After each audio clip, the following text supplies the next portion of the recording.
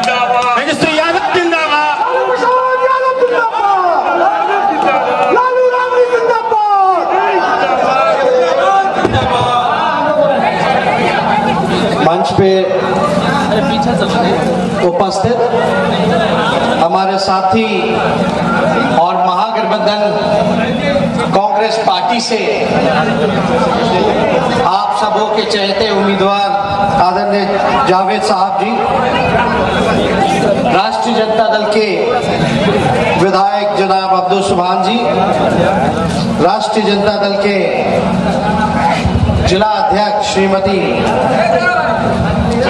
सीमा इंतखाब जी, मुश्ताक आलम जी, पिंटू चौधरी जी, उस्मान अली जी, महागठबंधन और कांग्रेस पार्टी, राष्ट्रीय जनता दल और जितनी भी दलें हैं महागठबंधन में, उनके तमाम कार्यकर्तागण, पदाधिकारीगण, नेतागण, मीडिया के दोस्तों, हमारे नौजवान युवा साथियों, भाइयों और बहनों, आज आप लोगों के बीच आने का मौका मिला। चुनावी सभा है, आप नीचे हो, और मैं बस इतना कहना चाहता हूं कि ये जो आने वाला जो चुनाव है, ये आप लोगों को तय करना है कि देश हमारा एक रहेगा या बटेगा, हमारा संविधान बचेगा या नहीं बचेगा, हमारा लोकतंत्र बचेगा या नहीं बचेगा। ये सच और अन्याय की लड़ाई है, ये सच और झूठ की लड़ाई है। आप लोग देख सकते हैं कि देश का माहौल मोदी जी के आने के बाद क्या हुआ। आज हम किन मुद्दों पे बात करते हैं? कौन सा मुद्दा है जिस पे हमारे टीवी के लोग भी चर्चा करते हैं डिबेट पे? देश में क्या माहौल बनाया गया है? आज ना तो युवाओं पे बात करते हैं, ना रोजगार बेरोजगारी पे बात करते हैं, ना किसान मजदूर पे बात करते हैं, ना विकास पे बात करते हैं। किन चीजों के बारे में चर्चा चल रही है? मोदी जी के आने के बाद एक दो चार चीजों पे बात चल रही है। हिंदू मुसलमान, मंदिर मस्जिद, पाकिस्तान, कश्मीर, पत्थरबाजी, इसके अलावा आप देखेगा मॉब लिंचिंग। आपके देश में, हमारे देश में आज तक ऐसा नहीं हुआ कि लोग एक दूसरे का खून पीने लगे क्योंकि वो मुसलमान है। आप देखिए क्या माहौल बनाया गया। राजस्थान में एक मजदूर जो मुसलमान था, रोजी रोटी के लिए जाता है, उसको जिंदा फेसबुक पे जला देने का काम किया जाता है। कोई सुनने वाला नहीं, कोई देखने वाला नहीं। हमारे पिता लालू जी, आप लोगों को पता है कि कितनी कुर्बानियां देने का काम किया उन्होंने। जब 90 में मुख्यमंत्री बने, उस समय जनसंघ का समर्थन था उनको। कुर्सी की परवाह ना किए हुए आडवाणी जी जो सोमनाथ से यात्रा किए थे, जो रथ लेकर के आए थे, केवल बिहार की धरती थी जहां आडवाणी जी को गिरफ्तार करके जेल भेजने का काम किया गया। लोग जा रहे थे बाबरी मस्जिद ढहाने को, किसी का हिम्मत नहीं था कि उस दौर में आडवाणी जी को रोक करके गिरफ्तार कर लिया जाए। लेकिन उस समय लालू जी ने ये दिलेरी दिखाने का काम किया था धर्मनिरपेक्षता के लिए। और अगर कोई मोदी जी को चुनौती दे सकता है तो वो लालू जी दे सकते थे। इसीलिए हमारे पिता को, इसीलिए हमारे पिता को जानबूझ करके साजिश के तहत जेल भेजने का काम कराया गया। क्योंकि ये मोदी जी जानते थे कि लालू जी अगर बाहर रहेंगे तो किसी माई के लाल में दम नहीं जो दंगा फसाद करके दिखा सके।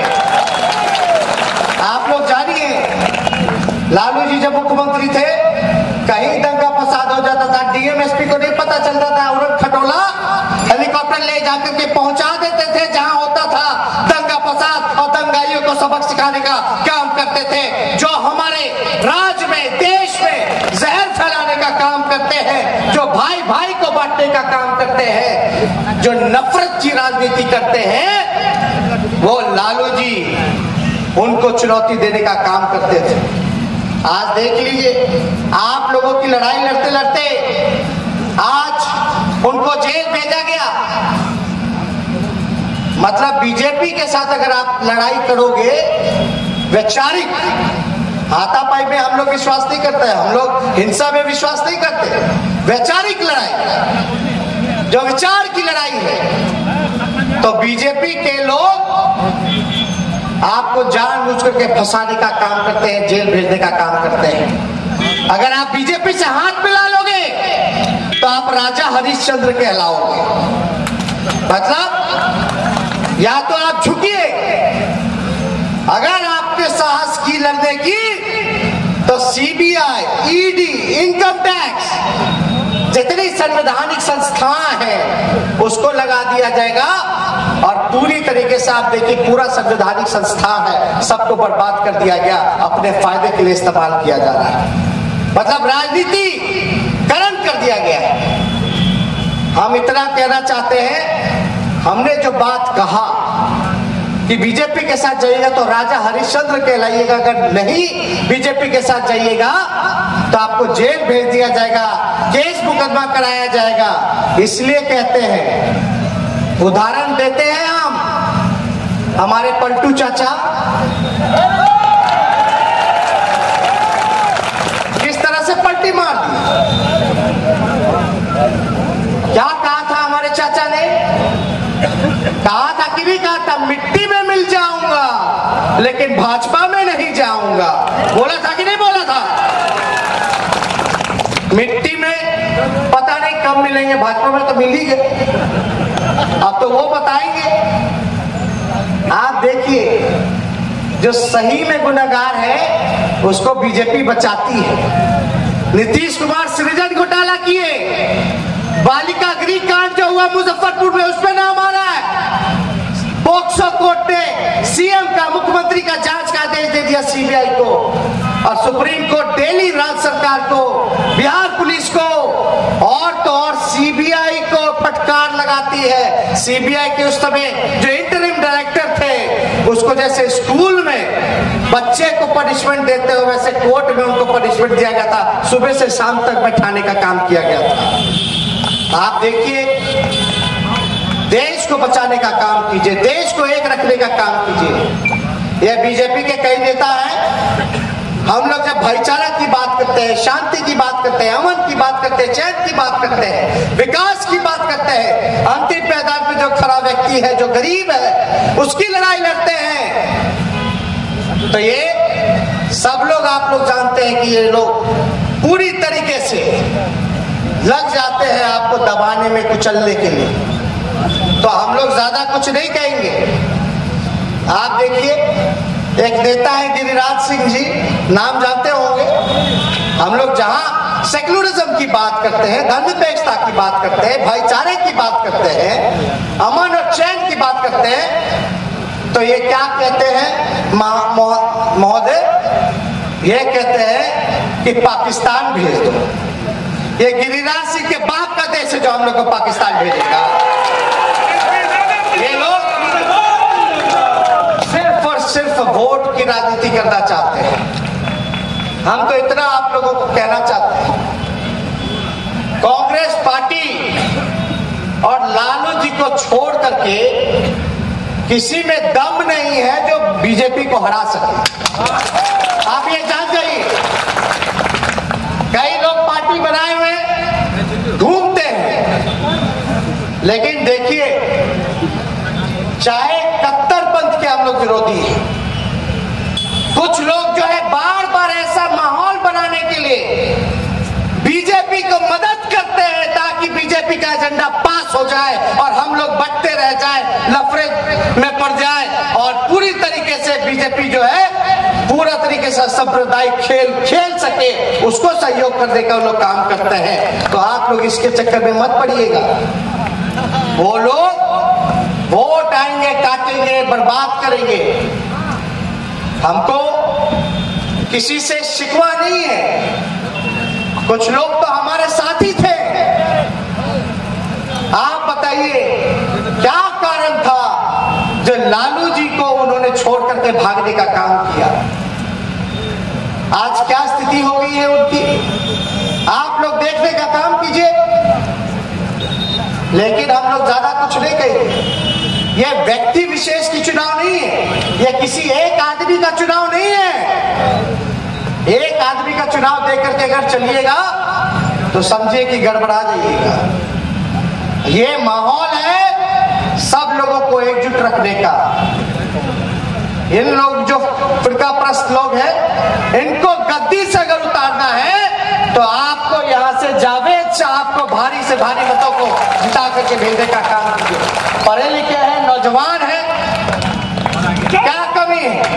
कोई कमी हमको तो नहीं नजर आता। और पूरी तरीके से अगर ये सांसद बनकर के जाने का काम करेंगे तो मुझे पूरा विश्वास है कि किशनगंज की जनता के जो भी काम होगा, जो भी आवाज होगा, उसको मजबूती के साथ जो सबसे बड़ा पंचायत है पार्लियामेंट, वहां ये रखने का काम करेंगे और आपके हित में ये पूरा काम करा करके रखने का काम करेंगे। आप लोग ज्यादा कुछ नहीं समझिए। जनता की अदालत पे हम लोग आए। जनता की अदालत पे ना तो सुनवाई होती है, ना तो तारीख तय होता है, सीधे फैसला होता है। अब अगर मगर में मत पड़िएगा, सीधा फैसला कीजिए। और हम तो आए हैं कि हमारे पिता ने आज जेल में बंद किया गया है।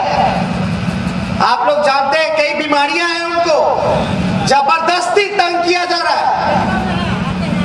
ये लोग सोचते थे कि लालू जी डर जाएंगे, लालू जी पे मुकदमा कर दोगे, जेल में डाल दोगे तो, लेकिन ये लोग जानते नहीं मेरे पिता शेर हैं। इनके गिदर भपकी से लोग डरने वाले नहीं। उनको भी जेल भेज दिया। देखा कि भाई लालू जी तो डरे नहीं, तो एक काम करो कि इनके बाल बच्चों पे भी मुकदमा करना शुरू कर दो, तब हो सकता है कि ये डर जाएंगे। एक बात समझ लीजिए, जब हमारे पिता शेर हैं तो शेर का खून मेरे अंदर है। हमारे पिता के ऊपर मुकदमा। आप बताइए, हम उप मुख्यमंत्री थे बिहार राज्य के। नीतीश कुमार जी को कम सीट आने के बाद भी उनको मुख्यमंत्री बनाया। लालू जी को फंसाया उन्होंने बीजेपी के साथ हाथ मिलकर के ताकि उनको सत्ता मिल जाए। फिर भी हम लोगों ने क्यों एक खोने का काम किया, पुराने शिकवों को भूलने का काम किया। आज तो घर घर में दुश्मन हो जाता तो बाद में मानता नहीं है, लेकिन लालू जी का इतना बड़ा दिल था, देश के लिए सोचते थे, आगे के लिए, आप लोगों के लिए सोचते थे, जो बीजेपी के हराने के लिए नीतीश जी को मदद करने का काम किया और एकजुट होने का काम किए। फिर भी ज्यादा सीटें आने के बाद भी उनको मुख्यमंत्री बनाने का काम किया। हम पे जब उप मुख्यमंत्री थे तो कोई केस मुकदमा नहीं, कुछ नहीं। तो हम पे बीजेपी वाला क्या केस? आज 35 केस चल रहा है, सीबीआई का, ईडी का, इनकम टैक्स का। कोई एजेंसी बच्चा नहीं होगा जो हम लोगों के पीछे नहीं लगा होगा। क्या केस किया?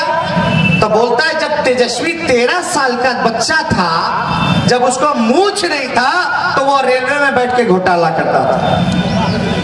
यहाँ आगे जो बैठे हैं बच्चे, यही उम्र होगा मेरा।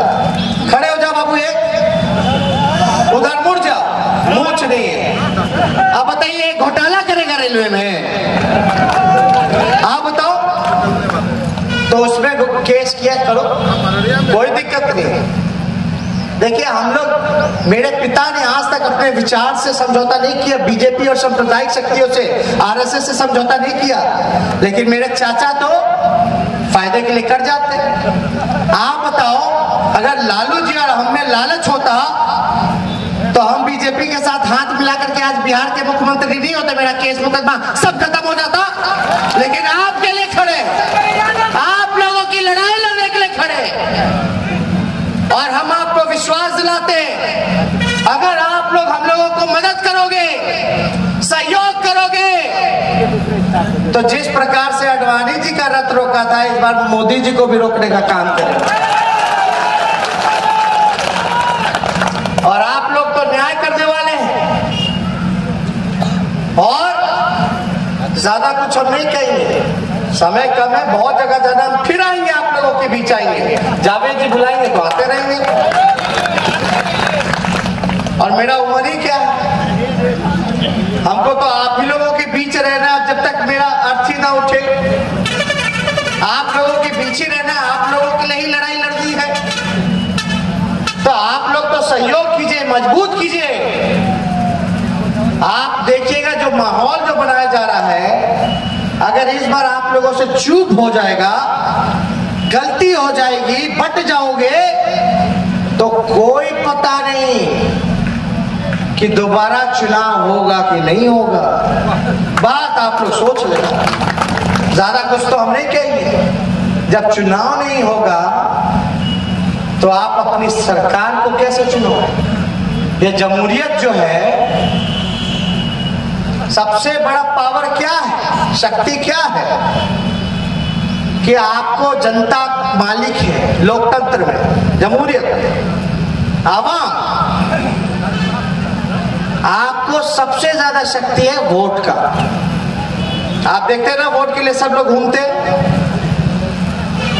अगर वोट देने के बाद भी, होने के बाद भी आपको कहीं सुना नहीं जाता, लेकिन फिर भी आप देखिएगा जब वोट चक्का पावर ही खत्म हो जाएगा तो कौन पूछेगा?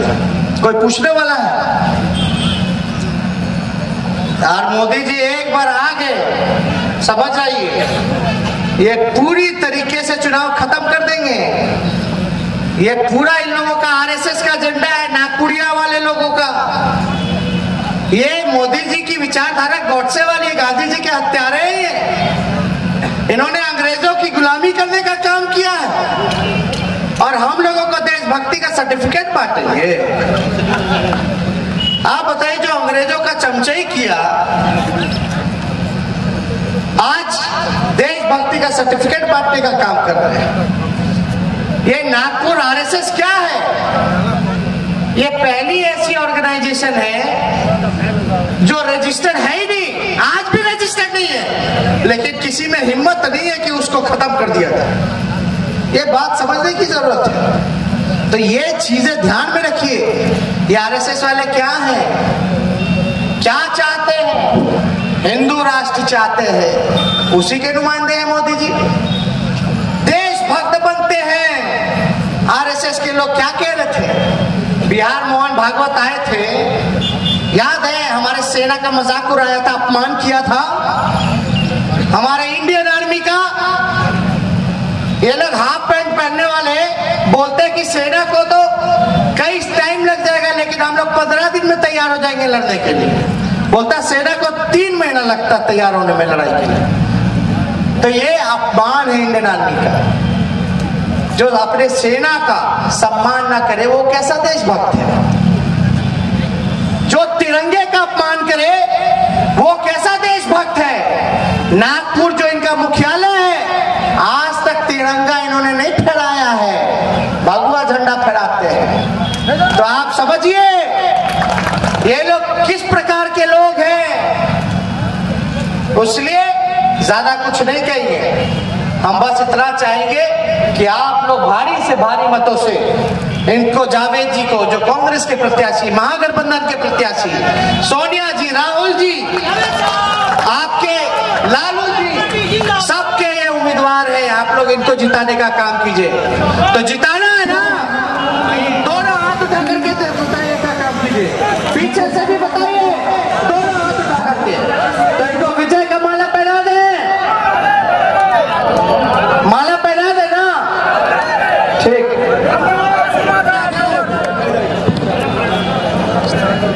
No!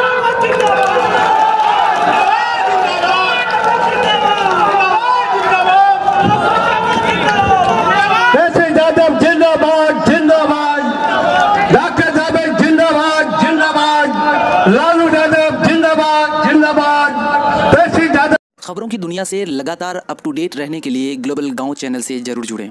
हमारे चैनल को सर्च करें, ग्लोबल गांव, सब्सक्राइब करें और घंटी के निशान को ज़रूर दबाएं ताकि भविष्य में आने वाली हर एक वीडियो का नोटिफिकेशन आपको हमेशा पहले मिलते रहे।